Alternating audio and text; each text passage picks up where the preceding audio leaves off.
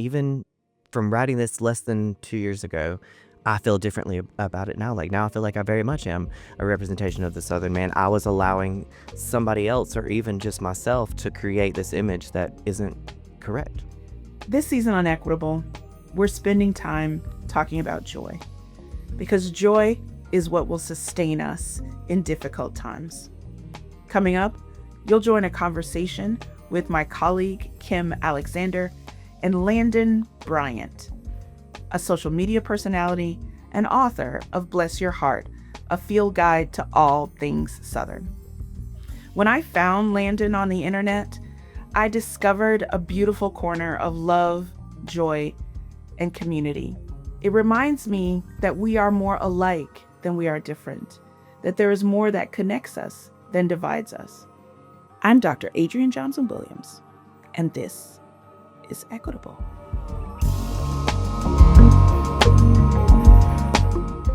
Hey, y'all. I am so excited to have this conversation. I'm so excited as well. I have so many different thoughts that I want to engage in around the South and around joy. And of course, as is the case with all things equitable, around equity. And so the first thing we like to do, Landon, is have people introduce themselves as human beings, separate from what you do for a living. Who is Landon Bryant? I love that question. And I am Landon, and I'm just a guy from the South who talks entirely too much.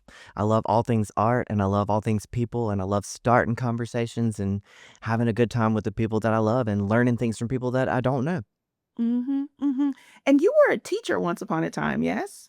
I was a teacher for almost 10 years. I taught visual art. I also taught science for a year, but a visual art teacher at Laurel Magnet School of the Arts here in Laurel, Mississippi, and a public school here. Public school is very important to me, and I learned so much from that classroom. I don't think I'd be here today if I hadn't done all that. Yeah. And now you're a social media influencer, is that what they call you? And an author. Yes, whatever this is you call me, that's what I do now. I don't know what the name for it is, but one of the, what that's what I do. And it fits really well together because you get to talk a lot. Exactly, works really well. Well, Kym and I are thrilled to be able to have this conversation with you. I'm glad to have Kym join us because I often talk about how I am a very proud Black Southerner. Kym is a proud Southerner who is also a white woman. And so we are like a duo of the South. And I think it's great that we're able to work together, particularly around issues of identity and race and equity. For sure. So as we jump in, I want to do a brief little reading on two sections of your book, which is beautifully titled Bless Your Heart, a field guide to all things Southern. And so I really love the section of your book after the introduction called What is the South? As a proud Southerner, I have traveled all over the world. And the thing about my personality that I think makes me most foreign in places is actually my Southernness. So I want to, that's going to be a thread here today.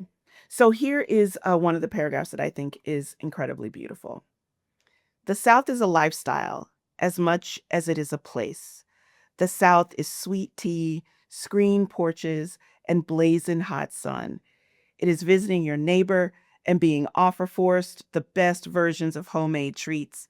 It's sitting on the porch shelling peas with your great-grandma. It's being outside till supper time. The South is drinking from a water hose after you ate all the blueberries you could pick. It is muscadines and pocket-stained with dewberries. It's honeysuckles and lightning bugs and watermelon with, sometimes, salt. It's an identity unlike any other that melts into every part of a Southerner's life and soul. It seeps into how we speak, how we eat, how we celebrate, love, play, and grieve, which also makes it an easy target for misunderstandings, stereotypes, and complications. The South is also not a monolith. It is a region full of variables. And then there's one other sentence I want to add here. I'm gonna get you to narrate the audiobook again. My goodness gracious. Okay, I'd love to do that. And so there's one more paragraph I want to add to this before we get to the personal part. I grew up in the Deep South in Mississippi. I'm sure just saying that I'm from Mississippi evokes a lot of feelings in a lot of people. All those feelings are valid. And I do believe it is important for everyone to investigate and reflect on the way we got to where we are. I am in no way diminishing those stories. I'm just going to leave that to the experts. In this book, we're going to talk about things we can all relate to because we need some agreement. We need more union in this union. There is not a single part of this book I don't read with a smile, but I every single section I read with a smile. But that this section really touches my heart, and it's distinct from the other parts of the book. So, could you share with us why it is you wrote this section? Because the other parts are these lovely, funny tidbits. Why this section? Well, actually, that I think I spent more time on that section than any of the other sections. You maybe can tell. Can tell.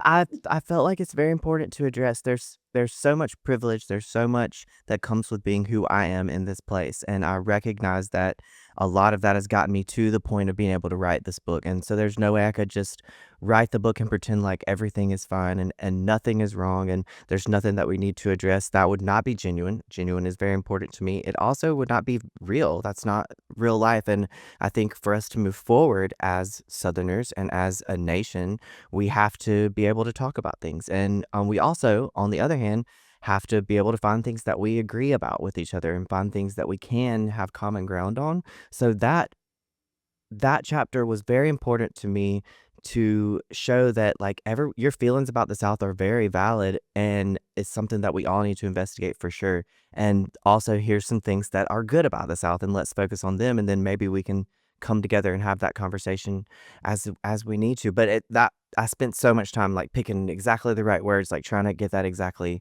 right. It's a delicate line to walk on and I feel like I it was important to me to get that out, and there's more to be said for sure, I feel like there's more to be said, but I was pleased with how that came together. I think it's beautiful. And I also am very picky about what states people include in the South. At the same time, a saying that I agree with is that the boundaries of the South are the boundaries of the United States of America. Because all the things that people think of as challenges, all the negative ideas that people have about the South are everywhere, everywhere.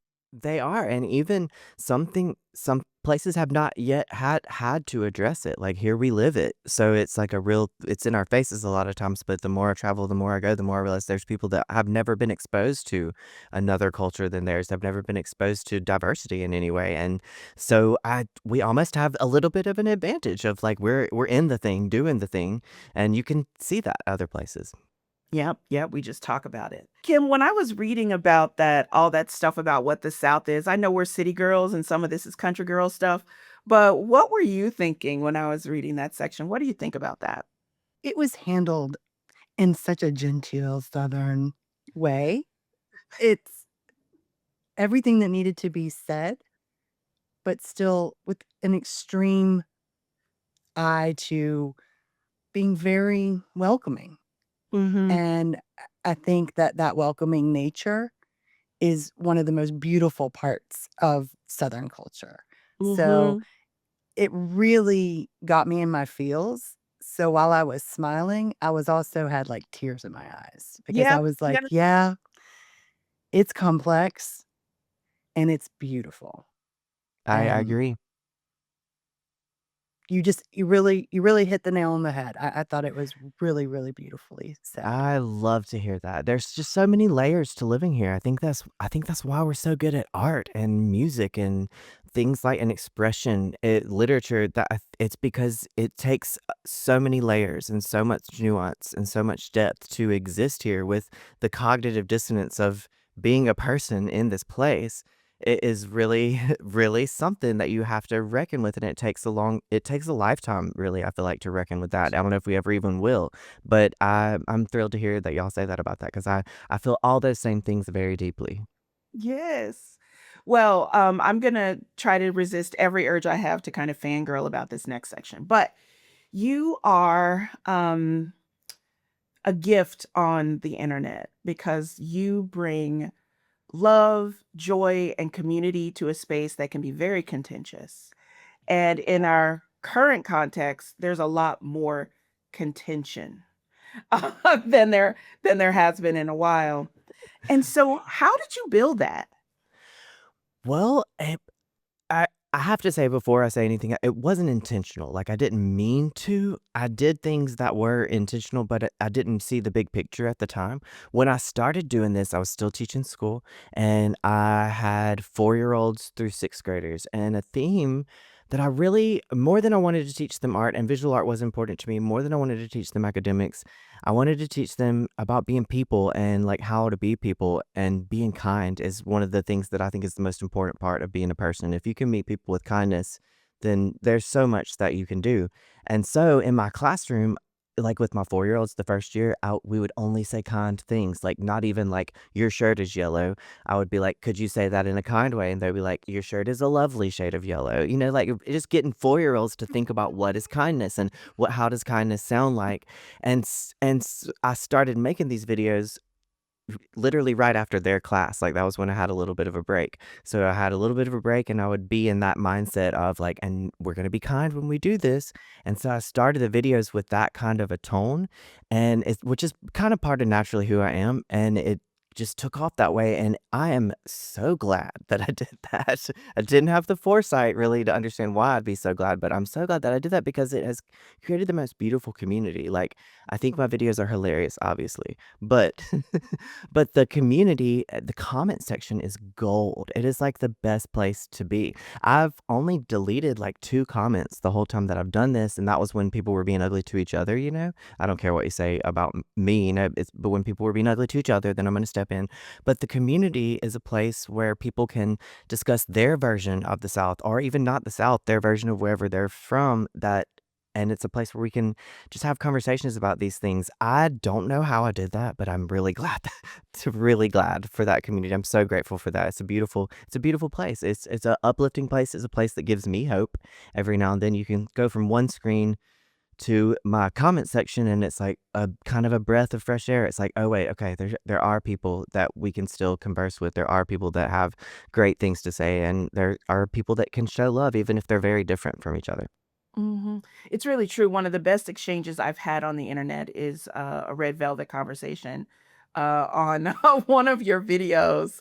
It was great. I was like, oh, these people are really interested in my thoughts on Yeah. red velvet cake Oh yeah. because they weren't from the South. And they were saying ridiculous things like, sorry, I'm not being kind. Like red velvet cake is chocolate cake with red food Right. coloring. And that is absolutely not true. We gotta teach them, We gotta teach them, And you did in those comments, you let them know. I did, and I did it kindly. I did Y not tell them you that it was did. ridiculous.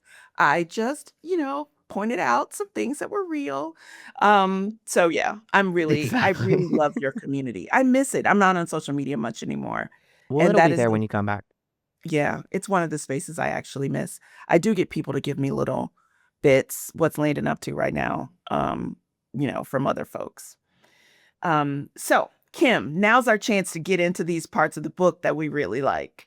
So, I am a hey y'all person. I Oh, say hey yeah. y'all all the time. I said hey y'all on a client email this morning who I'm going to visit. I was like, hey y'all, I'm sending you the agenda. And then the minute I typed it, I went, yep, this is exactly what I Mhm. do. So that just kind of boils over with me. But there are a lot of things in this book that I absolutely adore. And they just brings me so much joy just to read the table of contents, which I'm not going to do right now, Yes. but it really does. I went through this thing like a checklist and I've like categorized them. I know this. I use this. I have no idea what this is. I love that. I love that. And two of the things I had no idea what they were I Swan and Tump. I have never heard or seen that. Well, that lines up though. That lines up with you not knowing it because both of those things I think are Appalachian in nature. I think they can't come from Appalachia, and I have a Mhm, little bit of overlap in my family, and I mhm. love to notice those differences as well. Go ahead, Kim. I'm sorry to step in. I just love the Appalachian differences, like and Aswan is for sure Appalachian. It was such a walk down memory lane for me because some of those I do not use, and modern city folk aren't using them as much as my country grandparents who came from farms and had their families had moved across the South and brought different things with them. So, like I swan, definitely. And then it made me remember some of my favorite that might not have been listed. Like my favorite is I'm about to eat like a fattening hog. That is Amazing. like my favorite Southern Amazing. saying. And there's like a whole like childhood memory that goes with it. And I think by getting people in their heart memories, it is what is allowing people to connect. I love that that is a phrase that you use.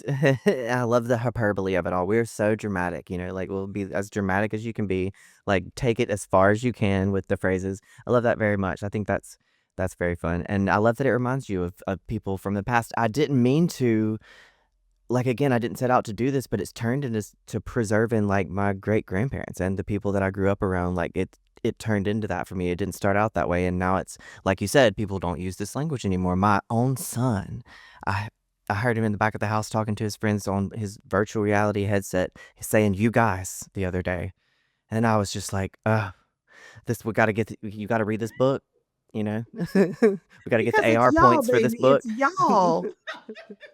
It's y'all, it's not you guys. But it's important to preserve those things, I think, because they're going away. You don't hear them as much. It's not as Mhm. much of a regular language, and I'm really glad that I got to get it recorded. Mhm. And it really is about, language and communication in a way that is intracultural, right? It doesn't matter kind of what other identities you bring to, the room. If you're Southern, there are certain things, and if you're Southern from the same region, right? Because you do point out, like, South Carolina is different from West Virginia. But if you're from the same region, you speak the same language to some degree. Now, there is one thing I am very fancy. People who listen to the podcast and anybody who's Googled me, I went to the fancy schools. I have the fancy degrees. And so when I was dating my now wife, we were hanging out somewhere and I said, Teen ain't she? I said, just this little bit of teen ain't she bit right here. Teen ain't she? And she looked at me like I had four heads. She was like, what did you just say? Did you just say teenagey? Where are you from? I was like, I'm from Memphis. I'm from the South. My family's from Mississippi. I mean, teenagey is a word, ain't it? And she's just like, and you said, ain't it? I mean, it was a revelation. But I was like, I speak the language of Oh, my yeah. people. I And do. also could do a recipe with that type of measurements in it, Yes. like, that's why our food doesn't taste the same as grandma's because it was measurements like to Nancy, and Yeah. a little scooch, just a little bit, like Scooch. little words like that. Yes, yes, for sure, for sure. Um, Kim, was there another part that you thought was really something you wanted to talk about here too? I think there was one, I forget. I was just thinking as I was looking through and reading that there's so much beauty and there's like the old South, right? And that's where it just gets dicey. But there's also a new South. And I wonder what you might want. What would be like maybe your top 3 list of things we gotta bring forward with us into this new South? Ooh, now that's fun. For sure, y'all. Y'all is for sure. It's so inclusive, it's 100%. everything like that. I that is such a good question because there's so much that is like we said earlier, is not the part of the culture now, I feel like the attitude of taking care of each other, we have to take forward. And it's such a different world now. Like everything is so virtual. My relationship with my neighbors is not the same. My relationship with the town is not the same, I don't know, we can be very isolated, and being American today is to be an individual, like, we really prize that.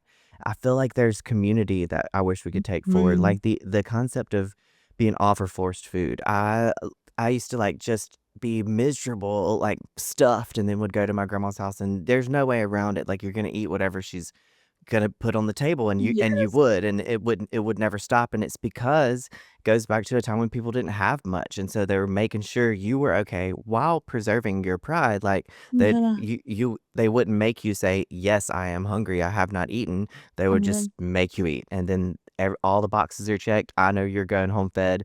If you weren't fed, great, you have some more food. But just the idea of that we're all each other's responsibility. I grew up in a world where I could walk out my front door and go to anybody's house on the street, and they would Yeah. be I would be taken care of, really, basically taken care of, whether they were in my family, whether they were looked like me, didn't look like me, we were all the same, and everybody was taking care of each other, and I do feel like we've made progress in that area, but I also feel like the virtualness of today and the globalness of today and the individualism of today has taken a little bit of that away. So Well, I would love for that to come forward. I don't know what that would look like exactly. Like, yesterday, my neighbors brought over they were grilling outside because their little son was having a birthday party, and they brought a plate over, and I was like, "This is what I'm hoping for, this right here," and, of course, I was the one receiving the plate, so I guess you can see where the work needs to happen, but the idea of community, and then the idea of family, family's not the same ever since really COVID, and since that generation that was leading us and keeping us together, they're gone now, and I do think that there's something to be said about, like, family, like being back together again like that in the way that we were. We were just, like, all in each other's business so much growing up, and which both drove me nuts, and now that I look back on it also was, like, a beautiful thing. So, there's some things I would love to take forward is, like, those things, Mhm. and it mostly has to do with us being together. Yeah. I've been having a lot of conversations lately about the one solution to every human problem is human connection. Right? So any problem we have, we can address it through social cohesion or through community or Ooh. through connection. And when you said the thing to take forward is kind of, being in community with each other, that's what that reminded me of. Yeah. And I also was at a kind of impromptu birthday party for a cousin this weekend, and it was all kind of a different generation, right? So it Mm. wasn't my mom's generation, Yes. it was the next generation, and we were all together as grown-ups, and, the host, my cousin, when it was time to go, she went to the closet and pulled out to-go containers. And Oh, I yeah. was like, "If that's not the most Southern thing, No. like, y'all need to take this with you. You gonna need something? What you gonna eat later?" It was a whole Exactly. moment, and I was so Mhm. proud of us. I was like, "Look at I know. us Look at us being grown dick Southerners." picking the torch up and carrying it. I think that's so good, and it is a moment where, like, I'm almost 40, and so now it's like somebody forgot to tell us we are the adults now, like, "Oh, we have to arrange these things now," like, "Oh, we've gotta get the to-go plates," and stuff like that. I love that that's this thing that you remember because that's something that could easily slip away, It could easily slip away, but it's our responsibility now. I've I guess I don't feel old enough yet, but it's our time. It's time, Landon, you're old enough. It is. Uh, It is. so, Kim, what do you think should go forward? I know it was your question, but what's your answer? it really is similar, and something that's been on my mind a long time is breaking bread together. It Mhm. it's biblical, it's powerful, it's Mhm. something we all know how to do, and I've been meaning to, and I will be honest that opening up my home post-COVID has been a little bit Yes. frightening. I don't know if it's frightening or if I'm just like, "I can't get it clean enough." Like, I don't know, but something changed where I was like, "Y'all Yes. come," and now I'm like, "I gotta prep." But we I have a friend who's been throwing Sunday dinners, and she says, "I have room for 8 people, who's coming?" And I've I been love thinking that. about that and that it is summertime now, and it is time to open up those doors and bring sitting in those chairs out in the yard talking while somebody's cooking or maybe everybody brings a little something Yeah. to share and show off because that's a big part of it too. Oh, yeah. And I think that there would be just so much healing if people would just sit down and break bread together and just talk I agree. and be intentional about it and not just invite, people who look like you or live in your neighborhood or whatever, but say, "This week, I'm going to invite, these 6 people, and next week, I'm gonna invite these 6 people," and start mixing it up, and I think that that would be something just so beautiful to carry forward. I think that's lovely and also could be the key. Yeah, yeah. I don't know about potlucks though. I can only eat food that other people bring. I don't know about that. I say this all, the sayings, who made this? That's the question. Who made this? I just solve that problem by making everything or appointing people. The Right? Make them. appointing You will is come, you will mhm. bring this, and you will bring this. And if anybody shows up with something I didn't request, it'll sit there. I'm gonna put it out. And there's a hierarchy to the covered dish. There is a hierarchy. Like I know something about Mhm. you based on what you got assigned to come to this Yes. hierarchy. Like I'm still plates, knives, napkins, forks. Like, and I mess that up every now and then so that they don't think I can move up to salads, because that's too much pressure. I'm but bottle of but wine because that's a everybody in good my place to family is a be. chef. And when I first got married, my husband's like, "You're bringing a bottle of wine." I was like, "Do not mess up a good thing for me." Don't mess up a good thing. And, like, don't you dare bring a good mac and cheese or something, because then you're bringing that every year exactly the same Every way. year. No change to Too Mhm. the much recipe. labor. So, Mhm. it's a lot of pressure. I, really like where I am on the scale. I don't wanna move up, but maybe it's time. Maybe we're old enough. I don't know. Hey, I would say if you're comfortable where you are, you might wanna stay there. I do like where I am. It makes life easier. I made the mistake of making a delicious winter fruit salad to take to Oh. my aunt's birthday party, and it was a lot of work. It was very small, Mm. kind of cut apples, and then I Oh, yeah. peeled pears so people couldn't tell that it was pears, so there'd be a little surprise, and I put and some, other stuff in there and something not very Southern, pomegranate. Um, but I made it and I took it and people were looking at it like, "Who just put up a bunch of apples in a thing?" And they ate, they're like, "This is delicious." And my cousin who impromptu hosted the party said, "I don't wanna ask you to bring that salad, that fruit salad you made." I was like, "Good, because I'm not gonna bring that." But I'm not doing that. I'm not doing it. Um, okay. you're gonna be Uh, making that salad again. You know you are. I am. My aunt was like, "I need you to make that salad again when next time you come over." Okay, a more serious topic. I'm gonna go back to the what is the South, and, there's another topic particularly I wanna get into around the issue of equity, specifically. So, this is from the same section. It's right after "We need more union in this union." It is worth noting that I, personally, do not align with the conventional image of a Southern male, which I always consider to be characterized by brawn and a penchant for camouflage attire. I spent many years believing I did not belong because of this, and many years trying to replicate what I believed to be the norm. I had a whole era. I said error. It was like a slip because it really I understood it though. that felt like a slip, didn't it? I had a whole era of hiking gear turned outfits. Over time, I learned to settle into myself and get comfortable with this version of a man, a soft-spoken, long-haired, sensitive, artistic type, full of ADHD. But my time spent believing I was an outsider did have one positive impact.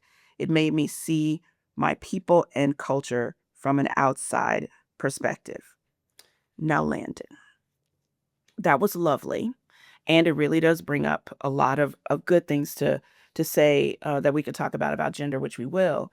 But when I read that, and I've heard you say something similar before, I thought, but isn't being like genteel part of being Southern? I feel like you are kind of a 21st century version of what people think of as an early 20th century Southerner. All you need is a seersucker suit like Like the a one s you have on your cover of your book and a walking stick or something and a straw hat to be like quintessentially Southern. So help me understand kind of that perspective that you have in your book. Well, I agree with you, and my world has expanded so much since I even wrote these words. Like I've been all over the place and all over the South, and so now that version of a man that you're describing, I've met him like all over the South now. But when I was younger, Jones County was so small and it was so insulated, and it seemed like it was the whole world. And it art was not on the forefront of the people's minds, and being soft spoken was not a great characteristic. It was more like football and hunting and that kind of a thing, and I've never killed an animal in my life, like, that's not my vibe, and so I knew that I was not the same as everyone around me. Now I realize that sort of in that section, I was putting the whole South in one Jones County, Mississippi box, and the South is not a monolith. Like I even said that in the book, and but it's very easy when you don't see yourself reflected in your surroundings to think that you are not what you're supposed to be, and that was how I felt growing up, and not in a way that people like bullied me, not in a way that I was like looked down on, but I just definitely knew I'm not into like this that what y'all are doing. This is not my vibe. So I put myself in an outsider box, and I related more to the women that I grew up with because they were who I was around. That was who I was following. My great grand she that was daycare. It was like your great grandma's your daycare. Your grandma's when she retired, that's where I would stay. And I'd follow them to the beauty shop. I was around my cousins who are girls, my mom who's a lady, and they're the ones who influenced me the most. And all the men in my family were working. They were not around, so they weren't as big of an influence as those ladies were. And I just related to that so much, and I noticed the people around me didn't seem to the other boys around me didn't seem to relate to that as much as I did. So I really did feel that way for the longest time. I wish I could go back in time and be like, no, who you are is wonderful and who you are is great. It embraced that side of you, but it took me growing up to get to that point. It really did. I think it also has to do it a little bit with neurodivergence. Definitely like have a few things going on there that highlighted those feelings for sure. But I think it's very fun that I even from writing this less than 2 years ago, I feel differently about it now. Like, now I feel like I very much am a representation of the Southern man. I was allowing somebody else or even just myself to create this image that isn't correct. And that is a version of man here. They're here. They're out there. But it's not all encompassing. And I think that's beautiful. And I'm glad to raise my son in a generation where that's not at all on the forefront of his mind. He can be whatever he wants to be. Yeah, yeah. Although when you and your wife get dressed up, y'all really do look like I'll be kind of a fancy. really like exactly, just gorgeous. I was like, this well, you still need that, walking stick and a different kind of hat for different outfits though. That would really put it over the One day top. I love the seersucker comment because the seersucker on the cover of the book is this here, and at first, it was me in just, like, a regular shirt like I wear, and I was much bigger and with "Bless your heart" across it, and they were like, "Is this a religious text?" So, the Because you look solution like you look like white The Jesus. so did. They're seersucker. like, "Is this a devotion?" And so so they shrunk me and put me in seersucker. That was the way we got around that, so because Jesus didn't wear any seersucker. That is excellent. That's That's real notes. excellent. Really a meeting I had to have. Okay, now let's discuss ma'am and sir. Let's And we're do. going to have Kym really dig into ma'am and sir for us because we learned that Yes. Kym doesn't say ma'am and sir, which feels to me very not Southern. So, Kym, how is it that you came about being a lifelong Southerner and not saying ma'am and sir all the time? I had one of those not standard issue Southern men for a father. He fancied himself a rebellious hippie. And I actually had to think about this because I was like, where does that come from? Because I didn't say it as a child. And my father felt that the use of ma'am and sir had a lot of negative historical reasoning around children being seen and not heard, as well as along racial lines of who was higher on the hierarchy and had to be, um, demure. I think it's the new word they're using in the socials these days to other people in order to stay safe. And he was like, there is no reason that yes and no are not full sentences. And so which is so strange because the rest of my family does use ma'am and sir. So how I got around it, I guess they sort of were like, "Ugh, her daddy." Like, "Look what he's teaching her." Bless her heart. Yes, bless her heart.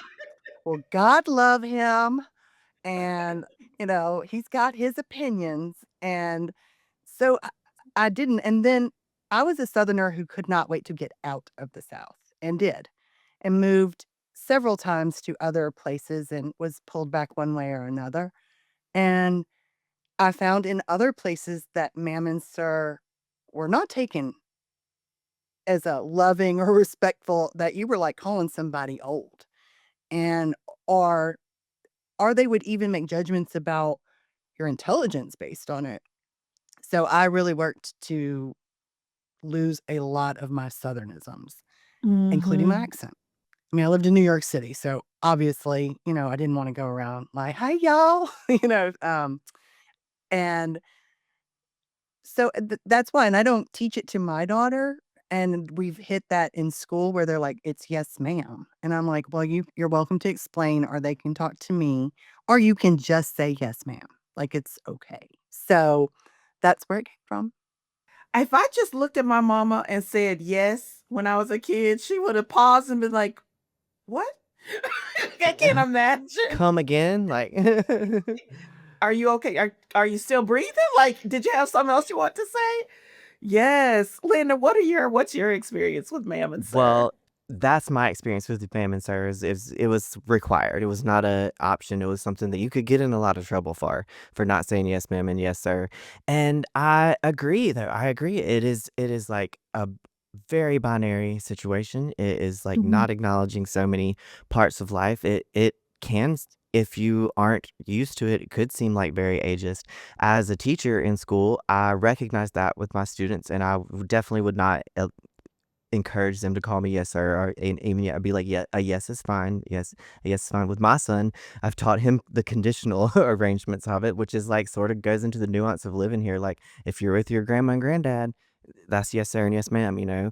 With us, we're just gonna talk like we're people and just regular.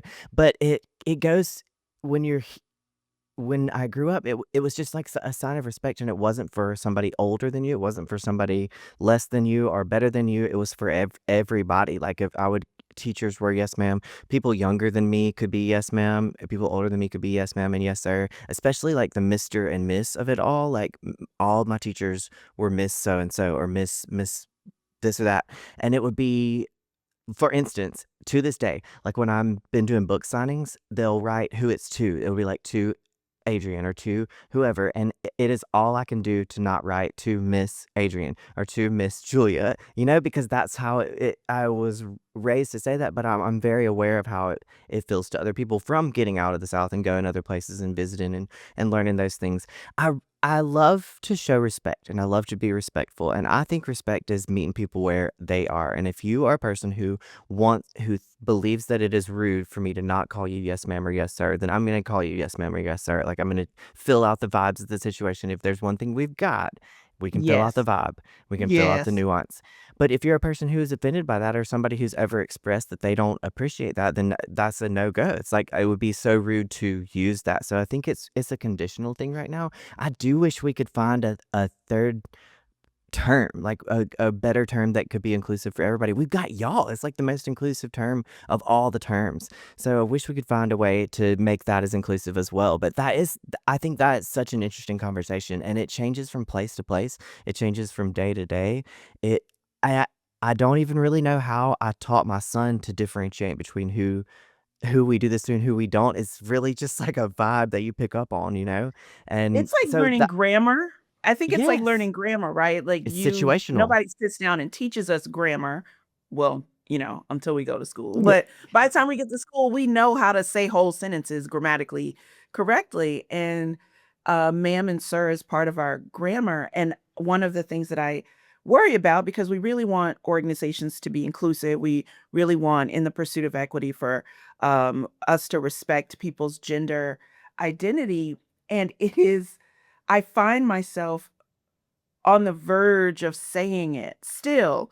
yeah. When I am in like customer service things, I want for the people behind the counter to feel like I respect them. I want them to know I respect them. So they'll say something to me and I'll say, yes, yes. Not like and I really, Yes. and I was like, oh, what should I say? How do I communicate respect? And so, that's a kind of a growing thing for me. And ma'am and sir are also not even just respect, it's also just greeting, right? So my Agree. four-year-old niece, when she calls me, Auntie Adrian, I turn to her, yes, ma'am. right? My nephew walks in the room, "Hey, Auntie Adrian." "Hello, sir." Right? It's like it is just part of how we talk. So Mhm. I am really interested in the ways that there are certain things that are Southern that are really about being polite and respectful that are actually bumping up against some things that can be exclusionary and hurtful to some It's a degree. challenge, and I do err on the side of I would rather not exclude anybody, so if that Yeah. means me being a little uncomfortable and just saying yes, then I'm gonna be a little uncomfortable and just say yes. I mean, I've been misgendered with ma'ams and sirs. Get me through a drive-through when I was younger, and my voice was a little bit higher, I was ma'am every time, and it really got all over me, and because I was very sensitive about that at the time, now I could care less, but it is a thing. It's a thing, and it's something that we have to really consider and see what I don't know the solution to this, and that's why, again, we have community and have conversations like this. This is how we figure it out. Yeah. Yeah, I would love to Um, have that conversation with the younger generation. They have been mhm. so pivotal in how we're using language, and I love language. I'm a theater Love person the and language. background, and, you know, they come up with some really beautiful things, so maybe that's your They next do. question. They really do. They Hey, Hey, also come young up with maybe some folks. I'll ask crazy my stuff. nephew. I'll ask my nephew. Yeah. Yes. Jack, what y'all talking about? Although he does say yes, ma'am, and yes, sir, because he's raised in that kind of household. But I'm curious to know what Mhm. he's saying right now. So we've got some Okay. homework already. Yes. Yes, we've got some homework.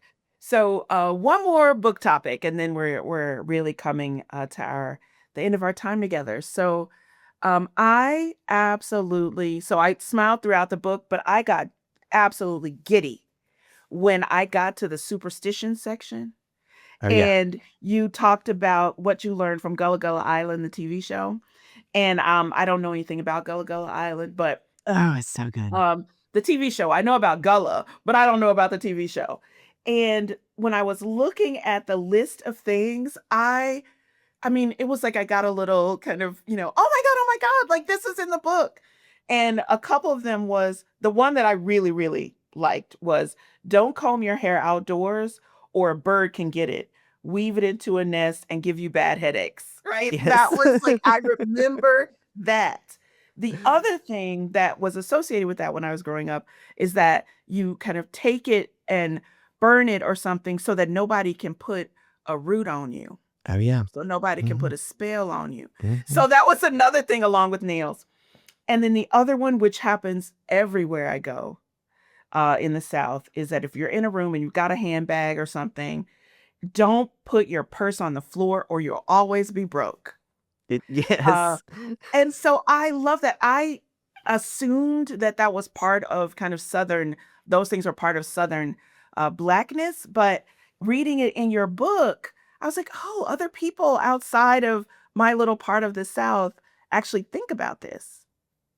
For sure, and I think that speaks to how much we've taken from the Black community and from communities that are like I mean, all those superstitions, they have bases in the Gullah community, they have bases in Hoodoo, in Louisiana, it's all these things that really come from Black people that we have that just became over time part of the culture as well, and I think that's so beautiful, especially if we can acknowledge where it came from and give credit to the people that it came from together. But I love that amalgamation of culture that I specifically live in Laurel, Mississippi. This is a really diverse community, and you can. I feel like I'm a product of the clash of those two cultures coming together and being with each other and being in space together. And I think the superstitions are they're not only are they hilarious, but it's just like a very connected thing to the South and to this place. It makes me feel connected to the people that built this place and the people that we're from all these cultures, and I think it's very beautiful. There's some silly things, like, it's so silly, but I just love the history of it, and I loved having that conversation with Ron and Natalie Dice, the parents from Gullah Gullah Island. First of all, felt like a catch me moment. I was like, "Wow, this is very surreal." They were superheroes to me when we were younger, but, it also speaks to I never would have known that those things came from there if I had not seen them in popular media. If I had not been a part of their like watching their show and seeing them every day, I wouldn't have known that at all. It would have just been something that my grandma did, and it wouldn't have been something that has a history to it. But because they were so public facing and they would decided to share their part of the culture with everybody, I knew that, and I think that's wonderful. I wish everybody had the power to do that, and everybody could see where all this stuff comes from, because it's like a beautiful mosaic of all these things, what we have today. Yeah, it is. It is a mosaic. I like mosaic better than some of the other terms people do, like a melting pot. We're not a melting pot. We Right, are a there's so many. mosaic, and mosaics are way more beautiful than a bunch of melted sludge. What do they call it, like a salad now instead of the melting Yes. pot? Something like that, yeah. Mosaic is good too. Yeah, yeah. It's more beautiful. It Yes. is. Okay. So we have come to the end of our time together, and I'm a little sad about that. I'd hang out all day. I know, but You're not far. You're not far. it's true. We haven't been to Laurel. We haven't. Y'all are Um, gonna have to come for so sure. I gotta get y'all on the podcast first of all, but that's not what we're talking about now, I know. okay. Anyways. So, Landon, when you think about the idea of equity, how do you define it, and how does it show up in your life and work? Well, I think equity is it's a beautiful thing. I think it's such a thing. I like really believe in like lifting other people up at, like as I go, whether that's like spotlighting voices that might not be heard or don't always get heard, or if it's like paying fairly for creative work, because that's a whole Mhm. thing in this business. Like people don't get paid for what they are worth, or for making sure that there's opportunities that aren't just open for just me, but for everybody here, and like representing this place for everybody that's here and not just people that look like me. I think it doesn't always mean like equal, right? But it means thoughtful. It means like it's recognizing what people need, when they need it, where they need it, and what help is needed, and then making sure everybody's got the same seat at the table. It might take us different ways to get to that seat, but we're all going to be at the same seat, and so helping people to get there, I feel like that's what equity is. So like I guess it means recognizing where help's needed, who hasn't had a seat at this table, and how Mhm. can I use this platform to pull that off. Awesome. Thank you so much. Thank you for spending time with us. Thank Now, you. I'm going to assume that most people know how to find you, but just in case, where should people look if they want to find you on the interwebs?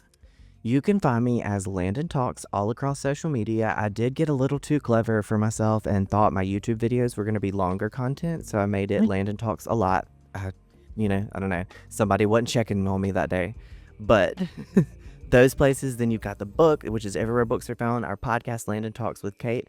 And I'm about to announce the next round of stand-up comedy tours, so you'll be looking out for Yay! that, and I'll come to a city near you. Okay, okay. Thank you so much. Thank y'all so much. This was lovely. I really enjoyed this. Visit standpointconsulting.com.